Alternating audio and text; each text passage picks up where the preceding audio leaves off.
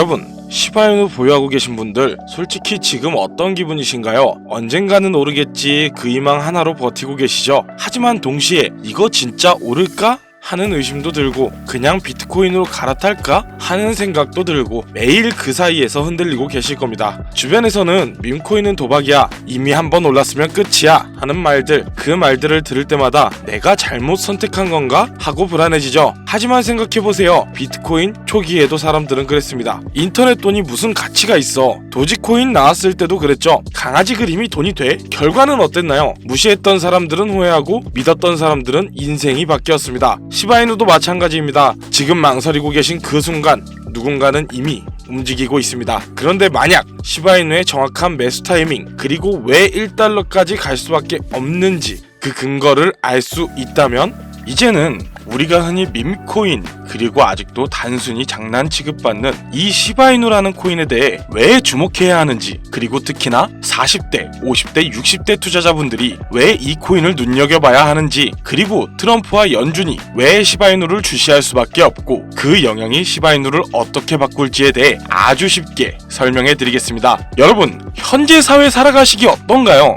은행 이자는 3%, 부동산 금리의 압박, 물가는 연평균 2에서 7%가량 상승하고 성장이 더뎌지는 고물가, 저성장 시대에 살고 있습니다. 현재는 우량주로 취급받는 삼성전자도 놓쳤고 애플도 놓치고 닷컴 버블도 놓쳤습니다. 그럼 도지나 시바이누의 급등 시기에는 어떠셨나요? 많이들 놓쳤고 많이들 슬퍼하셨습니다. 그래서 우리는 늘 새로운 기회를 찾았고 바로 지금 시바이누가 어떤 기술적, 정량적 지표에 의해 왜 반등 가능성이 있는지, 그리고 트럼프와 연준이 왜 관심을 가질 수밖에 없고 그 관심이 어떤 효과를 가져올지 얘기해 보도록 하겠습니다. 우선 시바이누의 최근 동향부터 파악을 한번 해봐야겠죠. 과거 폭등, 그리고 밈코인 시총 2위라는 위상과는 다르게 최근에는 부진한 흐름을 이어가고 있습니다. 하지만 그럼에도 꾸준히 호재는 계속해서 들려왔는데요. 소강 메커니즘이 폭발적으로 강화되어 하루 24시간 동안에 약 3천만 개의 토큰이 소각되었다는 보도도 나왔고 이 수치는 전일 대비 약 88,000% 이상 급증했다는 내용이었습니다.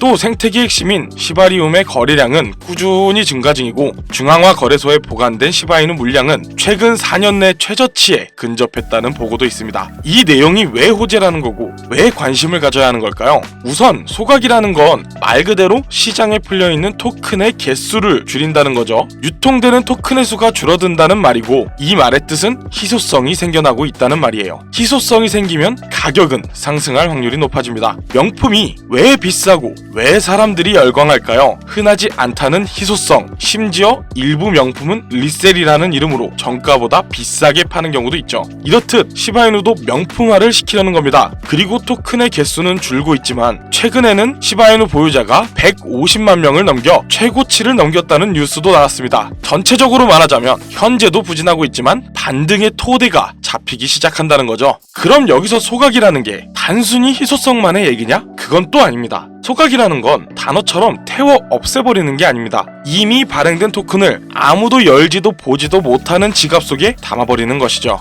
이 소각 프로젝트는 생각보다 오래전에 도입되었으며 현재 410쪽 이상의 토큰이 소각된 것으로 보이는데요. 특히나 시바이누 생태계의 핵심 인프라 역할을 하는 시바리움의 거래 수수료의 일정 비율이 시바이누를 구매해 소각하는 방식으로 연계되어 있고 거래 수수료의 70%가 소각용 비용이라는 분석도 나왔습니다. 하지만 이건 단순한 변수일 뿐 무조건적으로 가격이 오른다는 보장은 없습니다. 수요 공급 외에도 기술적 측면의 상승 가능성이 있는데 현재 핵심 지지선을 형성하고 있는 구간입니다. 이러한 전망은 공급 축소, 생태계 활성화, 기술적 구조가 맞물릴 시 가능하다는 가정을 기반으로 해 왜 트럼프와 연준이 시바이누에 관심을 가질 수밖에 없는지 조금 더 넓은 시야에서 경제, 정치, 금융 매크로 관점에서 연결해 보도록 하겠습니다. 트럼프 대통령과 트럼프 계열 정치권은 아무래도 대중과 대중문화, 소셜미디어 기반 움직임을 굉장히 잘 활용하는데요. 특히나 커뮤니티의 힘이 기반인 시바이누와 같은 밈코인의 특성과 굉장히 비슷하죠. 따라서 대중의 관심 미디어에 조명을 받기 쉬운데요. 또한 트럼프는 기성금융권과 핵심 금융 구도의 상징이기도 합니다. 시바이누 같은 코인이 기존 금융권의 틀을 흔드는 변수가 될 수 있다는 점이 정치적 메시지와 결합이 될 수도 있죠. 예를 들어 만약 트럼프가 암호화폐를 미국인들의 새로운 자산 독립 수단으로 포지셔닝한다면 시바이누처럼 공급은 많지만 반대로 소각과 신생 네트워크 활성화로 재점화되는 코인이 아주 좋은 사례가 될 수도 있다는 얘긴 거예요. 연준은 기본적으로 통화 정책을 담당하고 있고 특히나 금리 유동성, 인플레이션을 관리합니다. 우리 세대가 겪는 저금리 고물가 성장 부진이 바로 이 연준의 정책 대상이라는 거예요. 암호화폐 시장 전체가 달러 주도 금융 체계 외의 자산으로 여겨지는데 시바이누도 그중 하나인 거죠. 연준 입장에선 이 암호화폐는 새로운 금융 체계의 변수이며 규제, 감시, 통화 유통 측면에서는 관심 대상이 될 수밖에 없는 겁니다. 특히 시바이누처럼 소각을 통한 공급 축소 메커니즘과 생태계 활성화 흐름은 디플레이션 자산 혹은 탈중앙 금융 속성을 지니는데요. 당연히 연준의 입장에선 장기적으로 달러 패권의 자산 흐름 유동성을 경계해야 하고 이런 코인의 움직임 역시 관심 대상이 되는 거죠. 말이 좀 어려울 수 있습니다. 쉽게 설명하면 금리와 금융 시스템의 안전성을 유지하는 연준은 기관을 벗어나려는 탈중앙화 시스템과 규제를 벗어난 움직임 그리고 공급 축소와 네트워크 활성화 같은 이슈가 몰리면 대중은 놓쳤던 기회라고 생각하고 인식이 몰릴 것이고 이 흐름이 커지면 금융 당국의 제도권이 개입하거나 관심을 갖게 된다는 말인 거죠. 그래서 트럼프와 연준 모두 이 시바이누라는 기회의 상징, 규제의 변수라는 양면을 서로 보게 되는 겁니다. 그럼 이게 우리에게 무슨 의미가 있느냐? 현재 사회를 볼게요. 적금 모아서 집 산다라는 말 현재 시대에 가능할까요? 그러면 정년은 60이고 기대 수명은 90살 가까이 됩니다.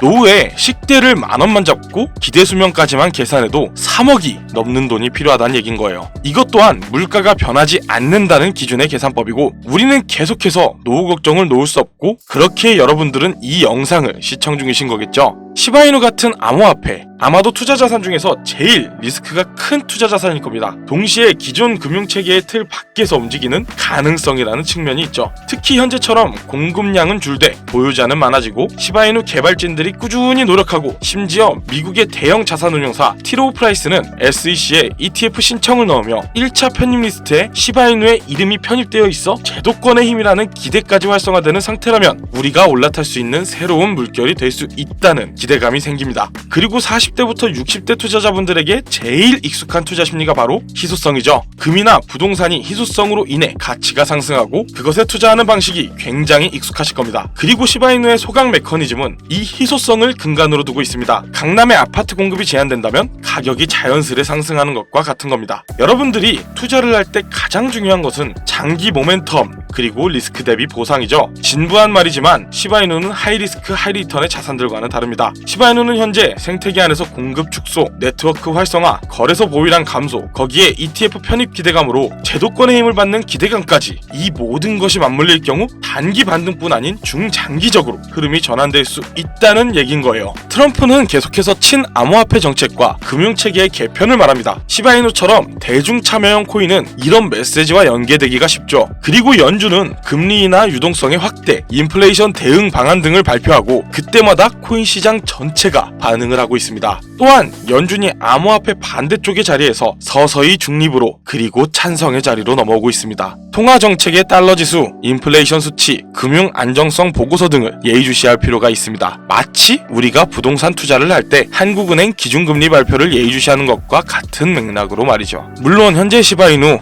횡보하고 하락도 했습니다. 하지만 꾸준히 상승 중인 소각, 생태계의 활성화, 거기에 보유량 증가 및 ETF로 인한 제도권의 힘까지 계속된 호재가 꾸준히 발생 중이고 소각이라는 희소성 부각, ETF라는 제도권의 힘은 투자 논리에서 매우 중요한 내용이라는 사실 모두가 알고 계실 겁니다. 도지가 상승할 때, 시바이누가 급등할 때 우리는 이미 많은 기회를 놓쳐왔습니다. 이제는 시바이누가 다시금 변곡점에 놓였고 변화의 시발점입니다. 그리고 우리 모두가 다같이 이 시작점에 서 있기를 바라는 마음으로 이 영상을 제작했습니다. 내 노후는 괜찮을까? 주변엔 벌었다는 얘기가 많던데 나는 왜? 나는 이렇게 뒤처지는 걸까? 이런 수많은 걱정 속에 살고 계신 거 저는 알고 있습니다. 아니요, 저만 알고 있는 게 아니라 모두가 같습니다. 매일매일 열심히 살지만 통장 잔고는 그대로고 물가는 매년 상승하는데 내 수입은 그 상승률에 발맞춰 걷지 못하고 있는 현실. 노후 준비, 자식들을 다 키워놨으나 이제 나를 챙길 여력은 없는 이 현실. 지금 이대로면 변화하지 않을 것이라는 사실 다들 아시지 않나요?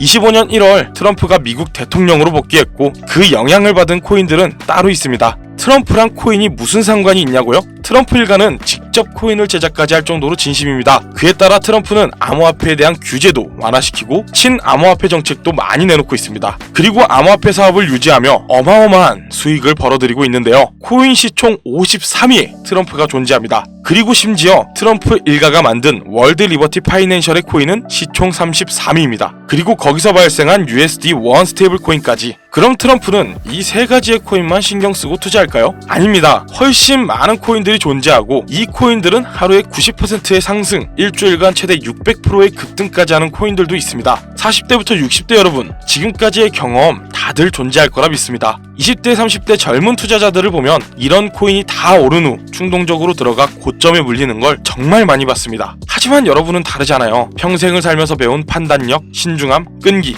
그게 바로 투자 성공의 덕목입니다. 저는 이렇게 시장을 반복하여 돌려보고 현재 미국과 트럼프 연준까지 시장에 대한 관계성을 검토하고 정보를 구해냈습니다. 이런 정보 대중들은 모르고 있고 큰 유튜버들이나 방송 매체에서 다루지 않은 지금이 타이밍입니다. 영상 하단 설명란을 통해 신청 주시거나 제가 지금 화면에 띄워드릴 제 개인 번호 010-2731-9655 이 번호로 노후라고 두 글자만 문자로 보내주세요. 제가 미국과 트럼프, 연준과 시장의 관계성까지 정리해 심도 있게 고른 이 코인과 정보 그리고 예상 시나리오까지 여러분들께 무료로 안내해드립니다. 왜 영상이 아닌 이렇게 공개하냐고요? 저는 뜻이 맞는 사람들과 함께하고 싶습니다. 아무나, 모든 사람들 이런 관점이 아니라 지금 이 영상을 보고 있고 미래를 걱정하며 성공 의지가 있는 사람들과요. 문자 보내는데 10초 혹은 신청하는데 1분입니다. 저희 같이 이 금융시장을 살아나가고 싶습니다. 나중에 해야지 생각하면 이 영상, 이 코인 아마 잊혀질 겁니다. 시간이 흐른 후 제가 다시금 이 정보, 이 코인을 얘기하며 얼만큼 상승했는지 보여드리면 그때야 기억을 되짚고 후회하실 겁니다. 지금까지 김우석이었고 긴 영상 시청해주셔서 감사합니다.